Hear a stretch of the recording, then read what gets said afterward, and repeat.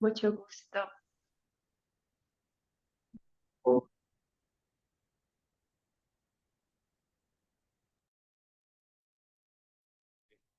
espacio de PMI Madrid, donde conversamos de manera cercana.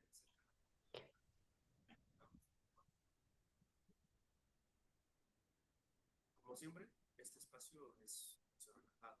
Lo importante no solamente son las respuestas, no hay un guión definido, sino las reflexiones que nacen al compartir un café. Hoy tengo el enorme placer, cariño, de hablar con Rocío Briceño, una referente internacional en agilidad empresarial. Autora de la Guía Práctica de la Agilidad Empresarial y del Manifiesto Social Impact Agile, consultora en transformación digital e IA y conferencista en múltiples países. Yo la conocía de tiempo, estábamos conectados por LinkedIn como muchos de nosotros, pero tuve la oportunidad de conocerla personalmente el año pasado en un congreso en Monterrey, Nuevo León, México. Y la verdad que intento verla, su formato digital, sus posts, sus reflexiones, como sus ponencias, es todo un lujo. Así que hoy día tenéis la suerte y tenéis el momento para reflexionar junto a ella. Tenéis habilitado el widget de Q&A, ¿no? Para hacer las preguntas. Y antes de presentar, también quiero hacer presencia del equipo de la iniciativa de Charles de Café. Tenemos también a Daniel y a Jackie, que son del equipo, ¿vale? Y quienes estarán revisando ese chat de Q&A recogerán las preguntas, comentarios y al final los gestionarán, ¿no? En este caso, hoy día, en específico, Jackie gestionará al final este juego de... Bueno, Rocío, es un verdadero gusto tenerte aquí. Gracias por aceptar esta invitación, por regalarnos este espacio para hablar de un tema tan relevante como la agilidad empresarial. Para romper el hielo, sabemos que la diferencia horaria por la ubicación geográfica hace que estés levantada ya como a las 5 de la mañana. ¿Cómo te gusta el café? Me gusta el café negro sin azúcar. Muchas gracias, Madrid. Muchas gracias, Luis. Muchas gracias, Jackie. Muchas gracias, Daniela. Y muchas gracias a todas las personas que nos están viendo y también a las que van a ver esta grabación.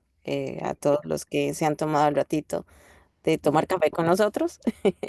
Los saluda Rocío desde Washington, D.C. en este momento, originaria de Costa Rica, pero trabajando en este momento en Washington, D.C. en un rescate de un proyecto. Y para mí es un placer y un honor estar aquí con ustedes, así que muchas gracias. Gracias a ti.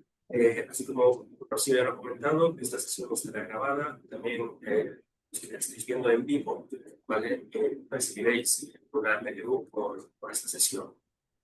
Rocío, comentas que estás en Washington rescatando proyectos y, bueno, tú eres una consultora internacional, aparte de ponente y autora de libros. ¿Cómo resumirías tu misión profesional en una sola frase? Wow. Yo creo que nosotros ayudamos a que el mundo sea mejor proyecto a proyecto.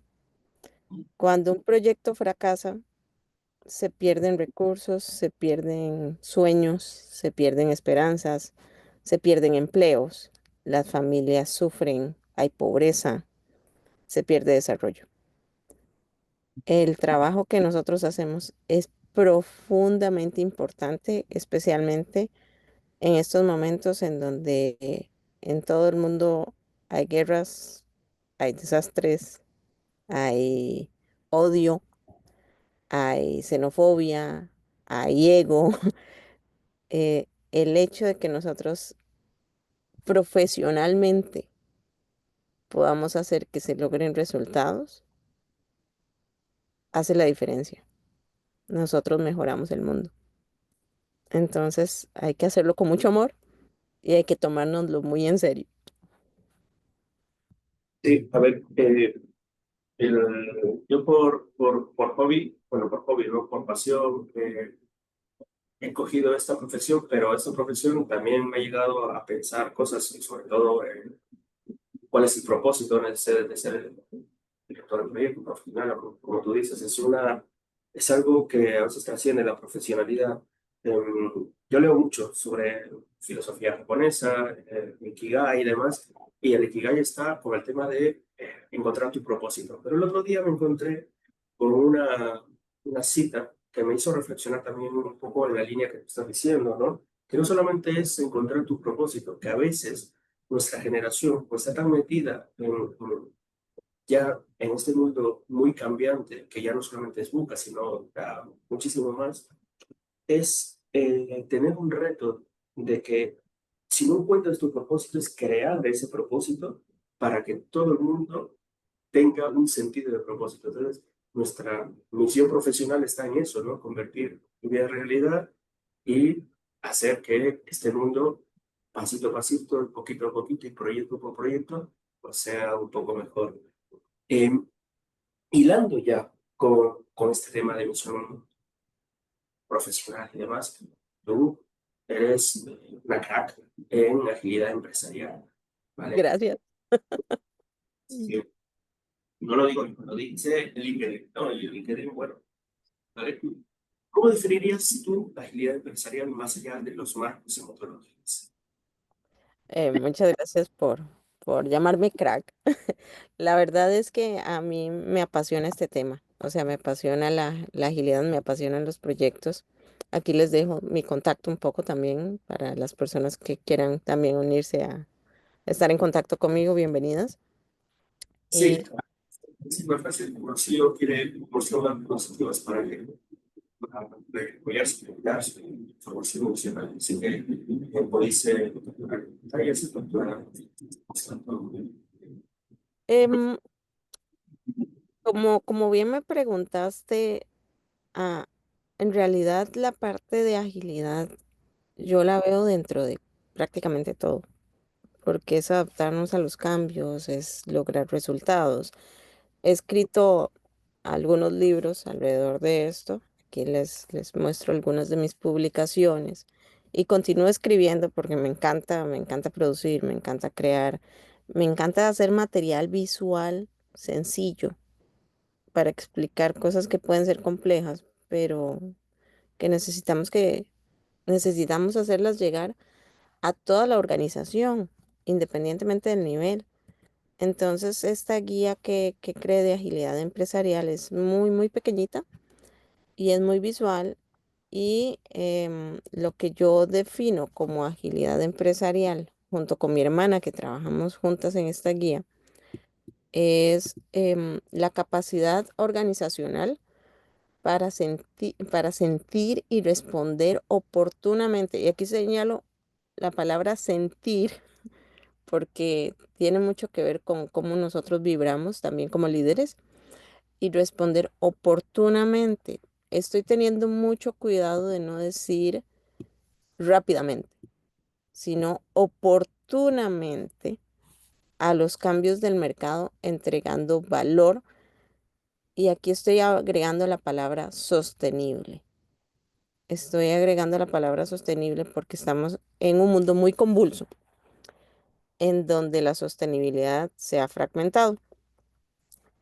La agilidad empresarial no es un marco, no es un método, es una competencia estratégica que abarca desde lo que es el modelo operativo, desde lo que es el liderazgo, desde lo que es la cultura organizacional y principalmente lo que es la gestión del cambio, porque estamos hablando de cómo nosotros respondemos a los cambios y seguimos generando valor.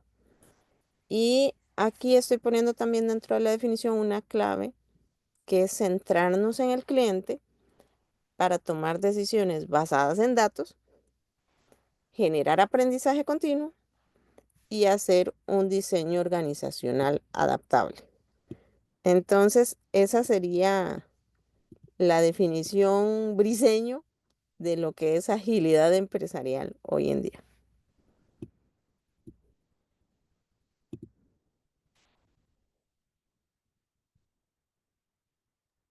Disculpa, estoy haciendo correcciones del audio que me están comentando que se escuchaba un poco más y estaba ahí muteado. Bueno, espero que se escuche un poco mejor, si no ya igual me conecto los cascos, si me dicen las señales que bien. Entonces, si el equipo me dice que bien, todo va bien. Bueno, Rocío, oye, Eh, Hay muchas empresas que el concepto de agilidad, pues, lo cogen como a veces quieren entenderlo, ¿no? Si ya hablamos de agile normal, ¿vale? De la agilidad, este tema de agilidad empresarial, un poco escalarlo a nivel organizacional, ¿cuáles son los retos que tú has tenido, ¿no? O sea, ¿me puedes contar un poco sobre eso? O bastantes. Ya, me imagino. Muchos de los retos tienen que ver precisamente con personas que no han interiorizado este tema y preparan a otras personas. Entonces, no generan el cambio de paradigma porque tenemos gente que no sabe lo que no sabe y cree que sabe. Entonces, ahí es a donde tenemos personas que llegan y dicen, es que agilidad es agarrar todo y meterlo en una lista y entonces contratamos a alguien que se llama Scrum Master que va a decirnos qué hacer. Y entonces llega y esa persona, el Scrum Master, asigna todo lo que hay que hacer a todos. em, y eso lo consideran agilidad. Y eso es muy común, incluso con gente certificada me he topado con esto. Y entonces no estamos generando el cambio de paradigma que necesitamos. Cuando hablamos de cambio de paradigma pasamos de la concepción em, anterior de lo que era un proyecto a la concepción de generar valor, generar productos, generar resultados de valor. Y no es solamente generar lo que alguien definió, es generar lo que se necesita para lograr satisfacer una necesidad. Ya, claro. Y adelante, adelante. No, no, que sí, te estoy siguiendo la idea y bueno, hablando también de lo que necesita es también darse cuenta de que tienen que reaprender y dejar de lado lo que no necesita, ¿no? Ajá. Porque, por ejemplo, em, yo sé que en algún momento cuando hablamos me dijiste sobre proyectos de gobierno, yo fui candidata a la vicepresidencia de mi país, tuve esa oportunidad en las elecciones anteriores. Y muchas veces la definición de un proyecto viene dada por hace 4 años, hace 5 años. Un estudio que hizo alguien en algún momento, en otra situación, en otro contexto económico, en otro contexto cultural, con otra necesidad, em, y entonces ahora vamos a ejecutar 4 o 5 años después. Ya lo que se va a ejecutar, a veces 10 años después, a veces 20 años después. Entonces, ya lo que se va a ejecutar, el proyecto que se definió o el producto que se definió para satisfacer una necesidad ya no existe. Y ahora existe otra necesidad. Y esto también pasa en el mundo empresarial. Esto también pasa con las empresas porque se trabajaba con planes hace algún tiempo, cada 5 años, ya más recientemente planes anuales, pero el mundo cambia cada mes, cada 2, cada 3 meses. Entonces, nosotros no podemos pasar de trabajar con planes que están obsoletos. Tenemos que estar en esa constante revisión de qué es lo que se necesita, cuál es la esencia del producto que tenemos que construir y adaptarnos a hacer esos productos de valor y no generar simplemente iniciativas sueltas. Trabajar con equipos que tienen capacidades diferentes. Tenemos cuatro, 4 generaciones, 5 generaciones en las organizaciones. Tenemos baby boomers, tenemos generación Y, tenemos millennials, tenemos generación Z y los alfas ya se están incorporando también a la vida laboral. Entonces tenemos 5 generaciones interactuando de manera diferente. Entonces ya pasamos de lo que era el concepto de jerarquía al concepto de redes. Y ya las capacidades de los equipos son diferentes, porque incluso las carreras que se definían el año pasado ya no son las carreras que están hoy en día. Entonces tenemos que cambiar el paradigma y pasar de actividades a resultados, medir los flujos, medir el valor y medir la satisfacción de lo que estamos entregando sobre esas necesidades que tenemos que generar esos productos. No Sí, sé si yo te creo que respondí. sí, No, no, no, sí, totalmente, porque al final ese es los verdaderos retos de las organizaciones. O sea, el concepto de pasar de entregas, de, oye, he cumplido el calendario y el presupuesto, aunque no se use lo que se ha entregado, a realmente hacer algo que entregue valor, aunque cueste muy poco y tipo innovación, está cambiando poco a poco las empresas, sobre todo en las grandes, ¿no? En las multinacionales que a veces ellos, pues como tienen presupuesto grande, tampoco lo ven como pérdida, lo ven como un CAPEX, ¿no? Como una inversión. No tanto en las pymes, ¿no? Las pymes que tienen recursos más restringidos, pues la agilidad les viene bien, ¿no? Porque se enfocan en el valor. Y yo creo que has tocado una parte de las 5 generaciones y ese cambio de mindset, ¿no? Tiene que ver con romper esas jerarquías que están instauradas en muchas empresas que a veces impiden respirar al mismo sistema organizacional porque no es totalmente flexible y adaptable, ¿no? A los proyectos y al hear rate, ¿no? Al latido, ¿no? De la organización, ¿no? Mm, Entonces, yo creo que está muy alineado. Y Rocío, ¿qué opinas de la inteligencia artificial? ¿Cómo está impactando en este tema? Porque la inteligencia artificial ahora mismo no es que sea una moda, es ya una manera de vivir que tenemos que ir implementando poco a poco en nuestras profesiones, también en nuestros proyectos. Y en este tema metodológico, cómo aplicar un cambio de paradigma y una nueva y la agilidad, no solamente a un nivel de proyectos, sino a una agilidad empresarial más escalable a una organización. ¿Cómo está impactando la IA? ¿Nos puedes dar unas pinceladas o tú estás mostrando algo ahí? sí, tenemos, o sea, la inteligencia artificial vino a acelerar muchos de los cambios que ya se están provocando. Voy a adelantarme un poquito en la presentación también a eso. Aquí tenemos la evidencia, algunas evidencias. No quise tomar referencias solamente de PMI, ni de Agile Alliance, ni de Business Agility Institute, Ujú. ni del reporte of Agility, sino evidencias de empresas. Entonces, si nos da tiempo, vamos a ir un poco. Pero en cuanto a lo que son las tendencias, em, la tendencia número uno es que las empresas están centradas en el cliente y las personas. Y para esto hay que procesar muchos datos, porque como tenemos, también la expectativa de vida ha crecido, y todo el mundo está conectado y tenemos Internet de las cosas y el mundo está globalizado. Y los hábitos de consumo también se han como generalizado. Y tenemos muchos datos. Y todos esos datos son satelitales y se manejan con Big Data.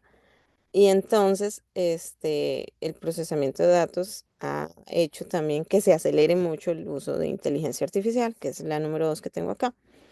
Y la inteligencia artificial, la única forma de implementarla, y es la única forma de hacer que la inteligencia artificial funcione en una organización es mediante la agilidad, porque estamos hablando de aprendizaje. O sea, no podemos hablar de inteligencia sin hablar de aprendizaje. Y el aprendizaje requiere ciclos repetitivos con medición de resultados. Y eso es agilidad.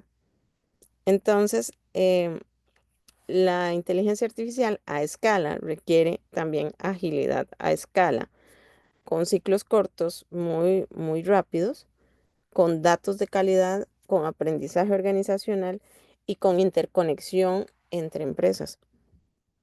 Em, y luego también otra tendencia es que la agilidad, precisamente por toda esta coyuntura, ya salió de tecnologías de información, porque ahora todas las áreas son áreas de tecnologías de información. Recursos humanos tiene tecnologías de información, finanzas tiene tecnologías de información, legal tiene tecnologías de información. O sea, entonces más bien las áreas que no están interactuando en este momento con las tecnologías están en riesgo porque las tecnologías son las habilitadoras. Entonces, sí, la inteligencia artificial vino a acelerar que la agilidad se propague en todas las organizaciones a un nivel masivo. Vale. Ok. Y has visto, está diciendo, oye, esos tribus o silos, ¿no? Que que están implementando agilidad en la organización y que hace que se propague, es como una señal que una adopción natural, ¿no? Se adoptó como una adopción natural de la agilidad. Pero también has visto, has tenido la oportunidad de ver alguna organización o señales tempranas que puedan indicar que se está forzando la agilidad en lugar de adaptarla así naturalmente. Sí, sí, y ese es es que es parte de del aprendizaje. Aquí ahora sí me devuelvo un poco a a las evidencias. Por ejemplo, McKinsey señala que las organizaciones con mayor agilidad reportan mejores resultados de negocio y cliente y ambientes más humanos. Pero no todas las organizaciones pueden trabajar en esta ambigüedad de presupuestos y en esta ambigüedad de ciclos.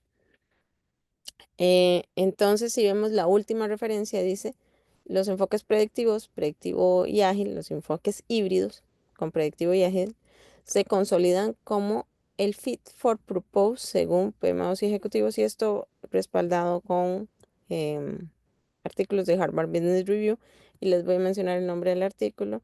Es predictivo y ágil, o waterfall y ágil ya no están en guerra, no más. Y es un artículo que escribió Antonio Nieto Rodríguez, que fue parte del PMI, pero que ahora también es instructor de Harvard y lo escribió para Harvard Business Review. Y les menciono la segunda referencia que estaba tomando en cuenta, que es de PricewaterhouseCoopers, y dice: las transformaciones ágiles exitosas logran saltos de desempeño, velocidad, eficiencia y compromiso. Y es que ahora las mediciones que se están haciendo en las compañías tienen mucho que ver con el compromiso, porque también el talento va muy rápido también. Entonces, el tema es que si no generamos ambientes sanos, no sobrevivimos. Y como planeta en general, si no generamos ambientes sanos, tampoco vamos a sobrevivir. Entonces ya no es un tema solamente de competir, es un tema de entender que somos seres que coexistimos y que si estamos bien, generamos bienestar para los demás también. Mm, sí, a ver, eh,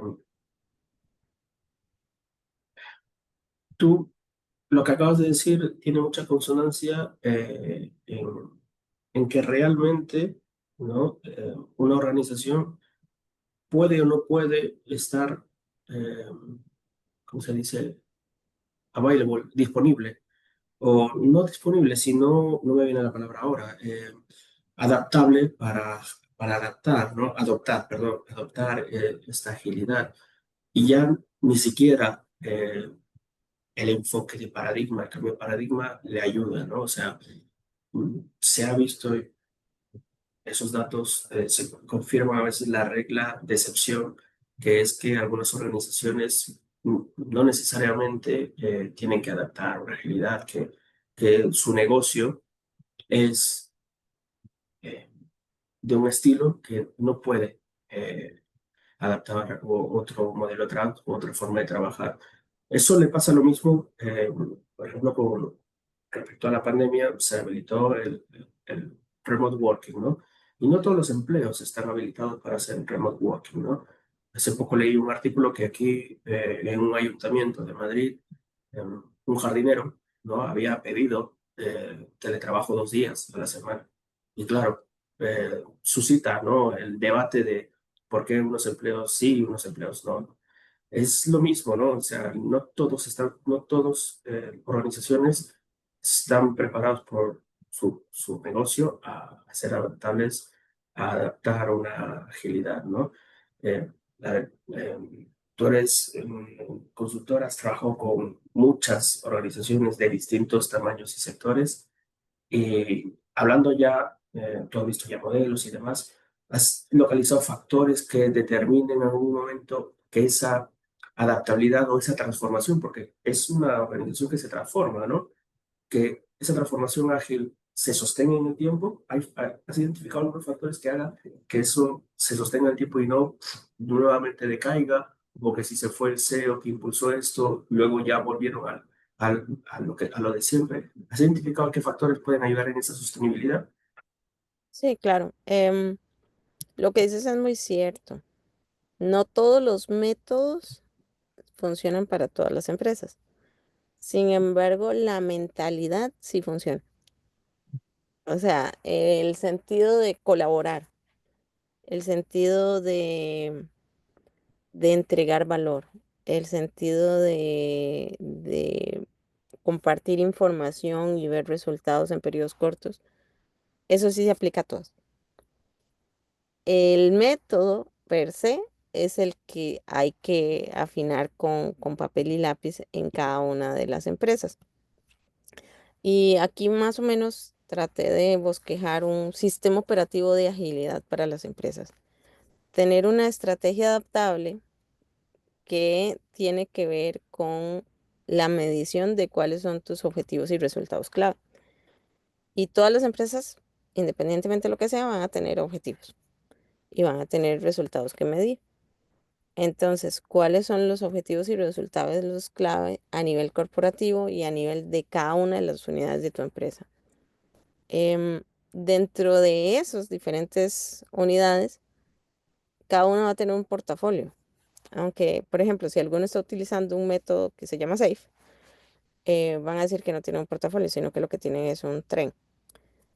Pero al final de cuentas es cómo alineas todo lo que vas a producir en un ciclo de tiempo en la organización. Entonces, eso va a requerir una inversión y inversión va a venir por flujos de valor. Y aquí hay un tema que es clave y es los límites de rango financieros. Cuando estamos en empresas que son muy controladas porque son, digamos, safety critical o porque son públicas o porque tienen inversión pública de esto en bolsa, em, o por cualquier sentido de seguridad, los presupuestos son la herramienta principal para medir y para saber qué se va a hacer y qué no se va a hacer. Entonces, la forma de hacer presupuestos ágil es tener límites por rango. Entonces, saber de aquí a aquí, que sí es flexible y que no es flexible. Hay otras empresas que son de innovación, que tienen capital de inversión y que le apuestan, por ejemplo, los Venture Capitals en Chicago, que me tocó trabajar con ellos. Ellos llegan y dan $1 millón, $2 millones y dicen, bueno, vamos a ver si esto pega a un startup.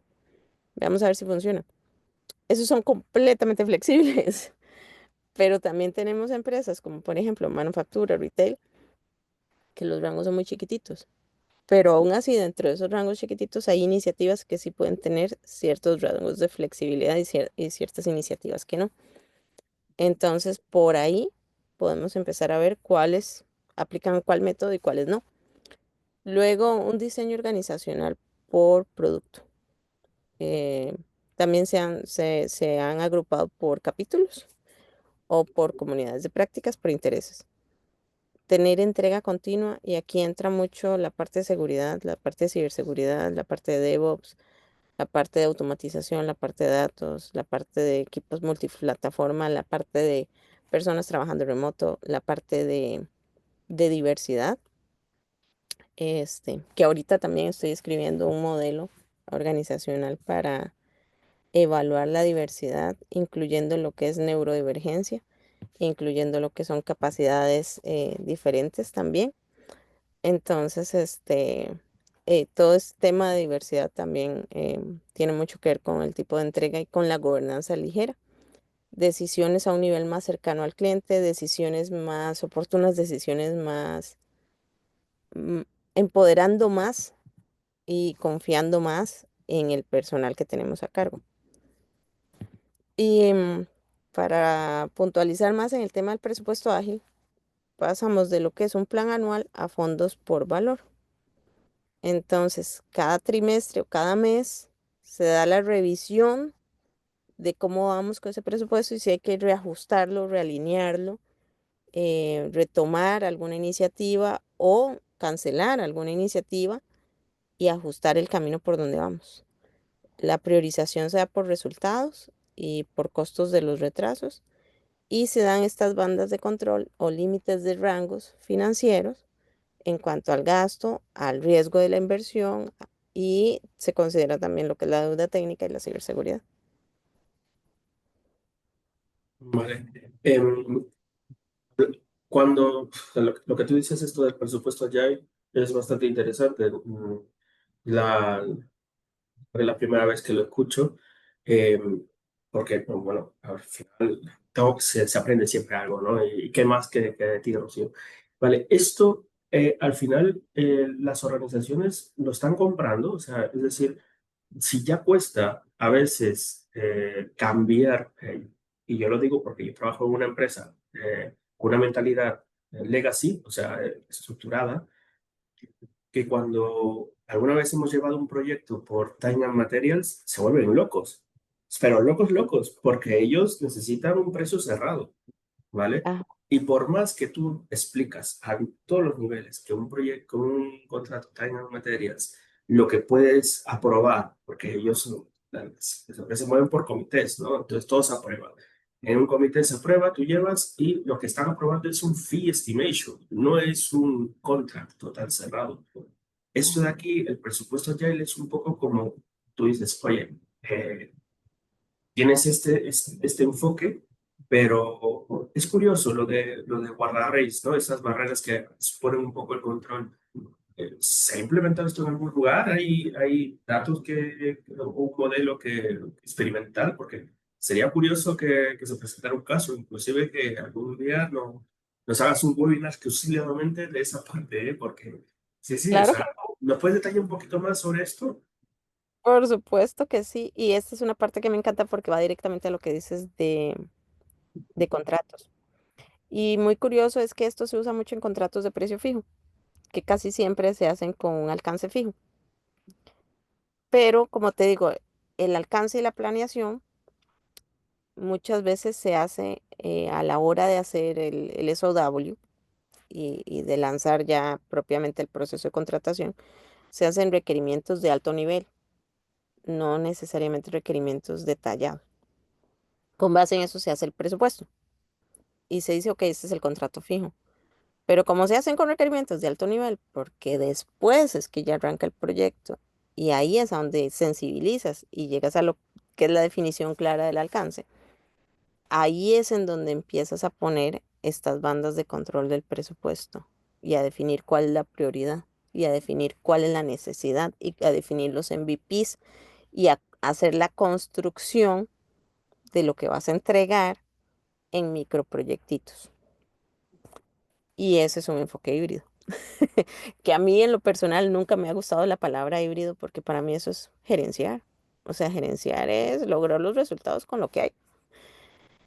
Entonces, ¿por qué hay que ponerle otra etiqueta, digamos? Pero Bueno, bueno, estamos en el momento de las etiquetas, igual que las aspiraciones. Nos gusta los acrónimos etiqueta como... a la gente le encanta. Entonces, pues, y con lo que me decías de si la gente lo está aceptando, no es que las empresas lo están aceptando, es que las empresas lo están empujando porque es la única forma que les ha funcionado. Porque, ¿qué pasa? Ellos tienen, digamos, el sector financiero de una organización grande, tiene que llevar un control financiero y tiene que dar resultados. Y después llegan los ejecutores y dicen, ay, pero hagamos todo ágil y entonces hagamos todo esto flexible. Y entonces ellos sí se vuelven locos y dicen, pero ¿cómo? Entonces ellos mismos son los que han empujado, ok, está bien, somos flexibles dentro de estos parámetros. Entonces así como somos flexibles dentro de un time box, también somos flexibles dentro de un box financiero. Y lo que cabe en ese box financiero es lo que podemos ir modificando. Y con respecto a lo que me dices de la realidad, fíjate que cuando fue la pandemia, yo tuve la oportunidad de hacer un proyecto con Roche en Europa, precisamente en Suiza. Y esa fue una de mis experiencias más fuertes con ver esta agilidad financiera a nivel de portafolio.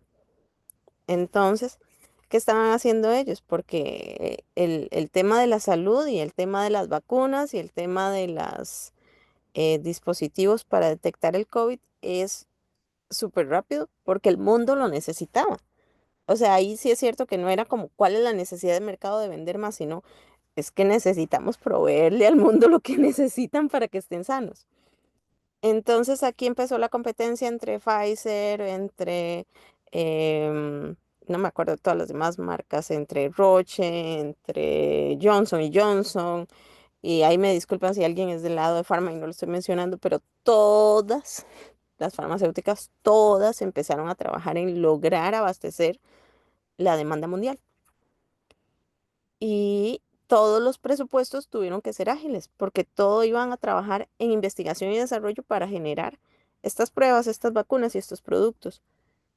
Y con Roche a mí me tocó vivirlo en vivo y a todo color y de tú a tú allá en Suiza, ver cómo ellos pasaron de lo que fue una presupuestación de PMO de una empresa enorme, financiera, rígida, a presupuestos ágiles basados en resultados, en valor, en productos y en equipos autoorganizables para poder satisfacer la demanda mundial. Sí. Bueno, lo que pasó en la pandemia es que cuando las organizaciones se ponen entre la espada y la pared, son reaccionarias. O sea, somos una especie de que nos gustan zonas de confort y las organizaciones están hechas de personas, entonces, por ende, las organizaciones se quedan en la zona de confort, pero cuando se encuentran en aprietos, se salen las cosas que tienen que salir.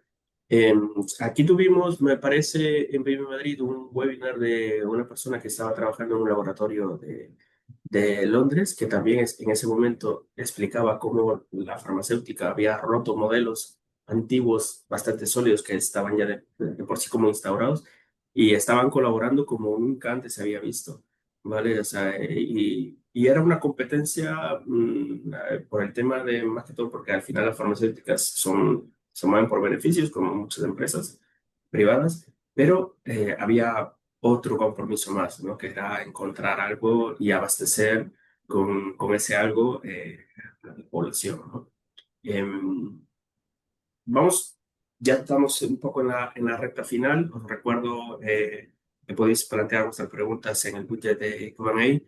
Antes de pasar a la parte de nuestra parte de voluntariado, esa parte que nos dices, oye, comenzamos, ¿no? Diciendo, vamos a hacer un poquito el mundo un poquito mejor, ¿no?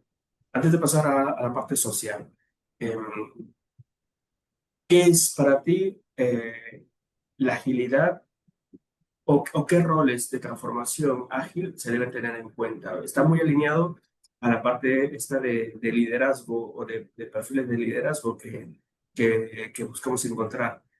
¿Se ha definido algún liderazgo agile? O sea, yo he visto liderazgo agile y todo eso, pero cada uno interpreta de aquella manera.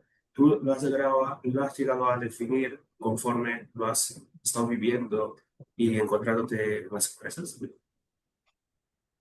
Hay muchos roles y hay muchos nombres que han cambiado. Y digamos, por ejemplo, ya alguna gente llegaba y decía el Scrum Master y ahora dice que no es el Scrum Master, ahora le dicen el líder técnico ágil o el PM técnico ágil. O, o le llaman Product Manager al que antes era el Project Manager o es el Delivery Manager o le cambian mucho los nombres. Pero básicamente es lo mismo. El, el líder, o sea, las empresas requieren liderazgo porque si no tienen liderazgo, eh, no se logran los resultados, no se logra la organización. ¿Cuál es el nuevo liderazgo ágil? Antes se hablaba mucho de un liderazgo servicial y la gente lo entendía como servicial, como sirviente, no como servicial de facilitador. Ahora hablamos de un liderazgo de empoderamiento, un liderazgo habilitador. Un liderazgo de seguridad psicológica, de diversidad, de coaching, de decisiones basadas en evidencias y no tanto en simplemente es ser subjetivo. Pasamos de lo que es el control al empoderamiento con responsabilidad, al accountability, que esto no es otra cosa sino que tratar a los adultos como adultos. Em, Hablamos de salud del sistema, hablamos de métricas. Sí es cierto que la métrica principal es lograr el resultado, pero tenemos métricas como rotación de personal, como el Employee Net Promoter Score, que básicamente es saber cuántos detractores y cuántos promotores tenemos en la empresa. Hablamos de diversidad, que ya lo mencioné un poco, y hablamos de madurez. Entonces, hablamos de ser más responsables. Entonces, muchas personas llegan y dicen, es que en agilidad no tiene que haber controles, sino tiene que haber micromanagement.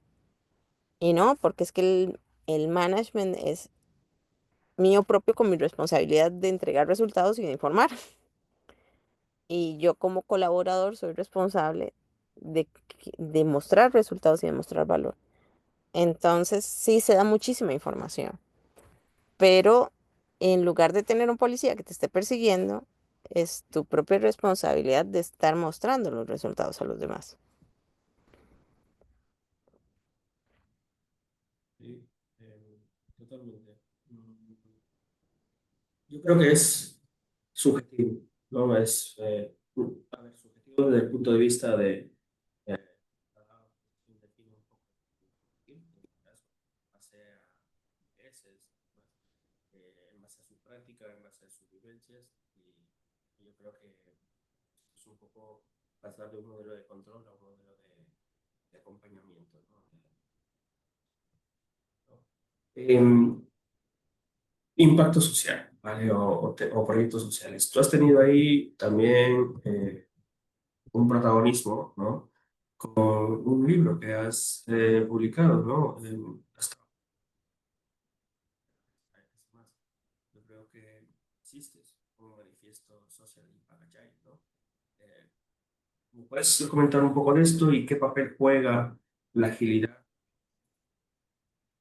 por si si las empresas, cambiar el paradigma y demás, en lo social se mueven por otros marcos de trabajo, ¿no? Porque el objetivo de muchas ONGs o organizaciones que buscan un financiamiento, un fundraising, ¿no? Es obtener esa financiación, ¿no? O sea, ya el alcance del proyecto como tal es diferente, mientras que en las empresas ya tenemos los recursos asignados y ejecutamos, ¿no? Eso es un proyecto charter y el plan y demás, sabemos, ¿no?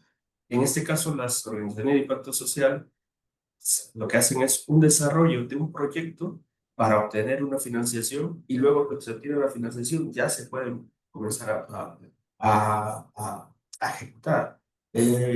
¿Cómo encaja la agilidad ahí? Si ya por sí una empresarial es difícil, ¿cómo lo has podido conseguir o conceptualizar? Esta es una de las cosas que más me apasiona y me encanta que me preguntes sobre eso. Allá en el 2017 fue que yo empecé con algo llamado gerencia con impacto positivo y lo que quería era ver cómo se mejoraba la calidad de vida de las personas utilizando agilidad. Para mejorar la calidad de vida de las personas tenía que ver grupos poblacionales y necesidades poblacionales. Sin querer y sin saberlo, me estaba metiendo en política, en definición de agilidad en política pública. Em, Eso poco a poco me llevó a, a ir escribiendo y a generar algunas ideas que eventualmente me llevaron a que me contrataran en el Banco Interamericano de Desarrollo aquí en Washington, D.C. Y me moví a trabajar aquí para trabajar en la primera guía, en la adaptación y reconfiguración, porque ya ellos habían escrito PM4R y habían hecho una versión ágil muy basada en Scrum. Entonces yo lo que hice fue mejorarla y adaptarla con temas que había estudiado en liderazgo en la parte de Harvard, en liderazgo público e impacto social. Y después de eso, eso me llevó a, cuando salí de ahí, ser candidata a la vicepresidencia de mi país y tener que trabajar en montar un plan de gobierno para 323 instituciones públicas que estuviera alineado a un plan nacional y que fuera ágil para poder mejorar el desarrollo y el impacto social de mi país. No ganamos las elecciones, pero de ahí entonces ya también lo que salió fue este libro que están mencionando, que es cómo podemos mejorar el mundo a través de la agilidad. Y durante todo ese camino tuve una persona muy importante que me apoyó, que fue Alistair Cockburn, uno de los escritores del Manifiesto de Agilidad para Desarrollo del Software, que me retó a que escribiéramos un manifiesto de agilidad para impacto social. Y lo escribimos. Ahí también participó otro compañero del PMI que se llama Gerardo Blister, que trabaja en proveer viviendas a sectores necesitados de vivienda y siempre trabaja en desarrollo. Y trabajaron también otros dos colegas que trabajaban en aquel momento en el Banco Mundial y en el Banco Interamericano de Desarrollo, también en lo que fue desarrollo e impacto social. Entonces llegamos al punto de decir, ok, es que esto se mueve por compromiso, no son pilares, no son principios, no son métodos, sino es compromiso que adquieren las personas que quieren de verdad que la gente esté más sana, que la gente no tenga pobreza, que la gente tenga bienestar. Y, y estos compromisos tienen que trabajarse en ciclos cortos que generen resultados inmediatos. Porque como bien mencionaste, los presupuestos no son presupuestos a muy largo plazo, aunque muchos de estos proyectos, si vienen dados por gobiernos y vienen pactados a largo plazo, hay muchos defectos del sistema, como por ejemplo la corrupción, como el desvío de fondos. Entonces, cuando tienes la oportunidad de trabajar en estos proyectos, lo mejor que puedes hacer es generar resultados inmediatos, porque dinero que no utilizas es dinero que queda expuesto a que alguien se lo robe y no llegue a la población final y no llegue a generar el impacto final. Y lamentablemente, pues es que lo que pasa es que hay corrupción en todos los niveles, en todos los países. Entonces no podemos obviar que eso no existe ni podemos decir, bueno, es que vamos a acabar con todos los corruptos. Lo que hay que hacer es eliminar lo más posible esa ventana de oportunidad para que en realidad lleguemos a dar los resultados de la manera más rápida posible, más oportuna posible, para atacar los problemas que tenemos en la sociedad. Entonces, sí, el tema del impacto social es 100% ágil. ¿Cuál es la barrera más grande que deben superar los proyectos sociales? La Sí, indiferencia, ¿la qué? la indiferencia. La indiferencia. El hecho de que yo tenga agua y entonces deje el tubo abierto y no me importe que otras personas no tengan agua. El hecho de que yo tenga que comer y no me importe que mi vecino no tenga que comer. El hecho de que mis hijos puedan ir a una escuela privada y no me importe los que tienen que ir a una escuela pública y los maestros están sin salarios o en huelga o no hayan suficientes. Mm. Eh, la indiferencia es la que nos está matando. Bueno, eso a veces ya no depende de una metodología ni de otra profesión. Muchas veces ya van a unos temas más personales, más humanos. Em, yo he leído PM4R, ¿vale? Estuvimos hace tiempo, en el 2020 también, te- tras la pandemia, en los primeros años, con Ernesto Mondelo y luego también con Doing Global, me parece que era también una que nos ayudó a impulsar este modelo por aquí a nivel voluntarios. Pero el PM4R, el PM4R ya lo he visto que está publicado, pero no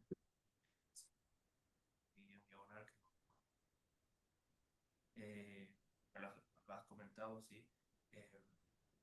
Eh, ¿Cuál es la diferencia entre esos PM4R, PM4Y de forma como marco de trabajo? ¿No? O sea, si yo soy una organización, ONG, que quiero generar un valor medible, ¿no? Y sostenible para, de alguna manera, controlar, entre comillas, ¿no? Los recursos, ¿no? Que me llegan o que obtengo, aplicando pues algo allá y algo que esté enfocado en la generación de valor. eh, mm, ¿Cómo se puede aplicar? ¿Vale? O sea, ese marco metodológico o esa agilidad o ese manifiesto. En realidad, en mi experiencia, como les digo, en el Banco Interamericano de Desarrollo fue bonita, pero esas son guías internas del banco. PM4R y PM4R Ágil y todas las demás que están desarrolladas Sí. por Bit Academy, em, son guías del banco para proyectos del banco. Por eso fue que yo quise como generar algo que fuera más abierto con Sea Agile para que fuera posible utilizarlo de una manera más abierta en temas propiamente de diseño de innovación pública y política pública, porque ya se va más a los compromisos y a la base directa de lo que es la definición y el diseño y la medición del impacto, no solamente la metodología de ejecución, porque son muy buenas, claro, pero igual cada organización tiene su propia metodología. Entonces, lo que se puede ver es cómo se aprende de la metodología, digamos, de una empresa o de un organismo, en este caso del banco, para, para extrapolar eso al país. Sin embargo, lo que yo insto es que dentro del compromiso del impacto social y la medición de resultados oportuna, llegues a generar esa metodología que te sirva a ti, a tu país, a tu municipio, a tu ciudad, a tu organización de sostenibilidad, de impacto social, de educación, de generación de desarrollo y bienestar de una manera sostenible. Vale, ok. Bueno, estamos sobre la hora. ¿Quieres comentar algo adicional, Rocío, antes de pasar Bueno, les dejo aquí una imagen, que es la imagen del ciclo briseño para la agilidad empresarial. Em, Toma en Cierto, cuenta. cierto, sí, ese es un tema que teníamos pendiente de comentar. Sí, coméntalo brevemente porque es un modelo que tú estás preparando y quieres presentar y al menos es forma de ver. En realidad ya está disponible desde el 2022 y pueden adquirirlo también en Barnes and Noble o en Amazon.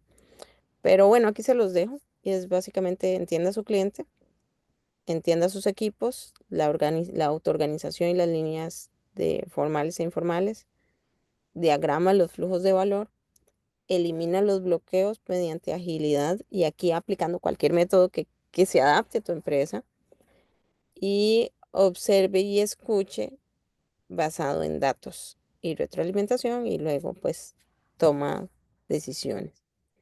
Y mi mensaje final con el que cierro todas mis charlas es trabajemos con amor porque la fuerza más poderosa del universo. Y muchas gracias, Madrid. Espero vernos pronto. Ok, muchas gracias, Rocío. Aquí tenéis sus datos de contacto para lo que queréis poneros en contacto directamente con ella. De verdad que es un lujazo tenerla aquí y conversar con ella sobre un tema tan importante que está entre el mundo empresarial y también los proyectos de impacto social. Yo creo que este tipo de experiencias, ¿no? Nos hacen mejor profesional proyecto a proyecto y paso a paso, ¿no? Jackie, te paso el testigo. ¿Tenemos alguna pregunta-respuesta? Sí, muchísimas gracias, Rocío, Luis y todos los que participamos hoy al webinar. De hecho, yo estoy aquí con vosotros y he aprendido un montón. Veo que aquí ahora de momento no hay preguntas, supongo que está escribiendo, pero yo tengo una pregunta de mi parte como un participante. Rocío, has mencionado varias veces sobre el tema de cultura organizacional. Quería preguntar para ti qué tipo de cultura facilita la agilidad y cuál la dificulta. Las culturas que facilitan entrar en agilidad son las culturas que permiten que las personas se expresen sin miedo, permiten que las personas tienen una seguridad psicológica, porque hay empresas que dicen, nosotros somos culturas de puertas abiertas, pero a la gente le da miedo porque si se expresan, se van a tomar represalias o no van a ser considerados para aumentos o para promociones, o mejor se quedan calladitos más bonito, decimos en Costa Rica. Entonces, ese tipo de ambientes en donde no se pueden expresar en donde no existen las herramientas para poder expresar lo que piensan, limitan la mejora continua, limitan la innovación y, y limitan todo, el crecimiento personal y el crecimiento organizacional. Ay, muchísimas gracias. Y aquí tenemos otra pregunta, es sobre las herramientas y marcos de la agilidad. La una es cómo, en tu experiencia, cómo decidiste entre los diferentes marcos de trabajo como Scrum, como Kanban u otro. Eh, ¿Qué métricas has usado para tomar decisiones? ¿Cuál herramienta usas para el proyecto? Ok, en cuanto a las métricas, te voy a compartir, voy a aprovechar esa pregunta para compartirte mi pantalla. Ujú.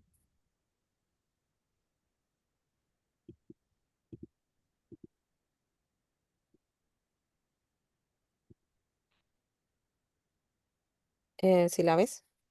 Sí, Ok. Métricas, am, hablamos de métricas de valor, métricas de flujo, métricas orientadas al cliente y métricas hacia las personas. En cuanto al valor, lo que son los OKRs, ahora hay una métrica muy sonada, que es la métrica de la estrella del norte o la estrella polar. Ahorita que se acerca la Navidad, esta es una métrica muy bonita y es básicamente una única métrica para capturar el valor principal de lo que estamos haciendo y el beneficio que le damos a los clientes, y esa se utiliza para alinear a todos los equipos y a un objetivo común a largo plazo. Básicamente es una métrica única que definimos para ver si estamos logrando la estrategia. Luego, pues tenemos métricas financieras y métricas del tiempo de entrega de valor, el tiempo del mercado. Tenemos métricas de flujo, que es, por ejemplo, tiempos de entrega, tiempos de ciclo, trabajo en proceso, métricas de flujo, eficiencia, de deployment o de entrega, de tasas de fallas de cambio. Tenemos métricas de clientes, si el cliente es nuestro promotor o no, si tenemos satisfacción del cliente, si tenemos retención también de nuestros clientes, si están utilizando nuestros productos. Tenemos métricas también de clientes internos o de nuestro personal. Y esto incluye también a todo lo que son los outsourcing y los nearshore y las empresas que están ofreciéndole servicios a la compañía en la que estamos trabajando. Y aquí está el Employee Net Promoting Score, el índice de agotamiento profesional, el burnout, la capacidad o mapa de calor de habilidades. Todas esas son métricas que podemos utilizar. En cuanto a las metodologías, que también fue la otra parte de la pregunta que me hiciste, y los frameworks o marcos de trabajo, porque algunas personas me dicen esto no es una metodología, es un framework. Hay muchos, pero básicamente es utilizar lo que sea más simple. Si podemos empezar por lo menos tener un backlog, por lo menos tener un Kanban, entonces ya ahí ya vamos avanzando muchísimo. Es ir utilizando lo que vamos viendo pasito a pasito para ir generando resultados tangibles, y conforme a eso, pues ya vamos escalando y creciendo a otros más complejos. Muchísimas gracias. Por aquí no tenemos más preguntas. Paso el control a Luis para el cierre. muchísimas gracias, Jackie. Muchísimas gracias, Rocío. Gracias por esta conversación. Nos has dejado ideas muy potentes para repensar, para reflexionar cómo trabajamos, cómo lideramos y cómo construimos organizaciones más humanas, adaptables y preparadas para el futuro, ¿no? A todos los que se han conectado, gracias por acompañarnos una vez más en Charlas de Café.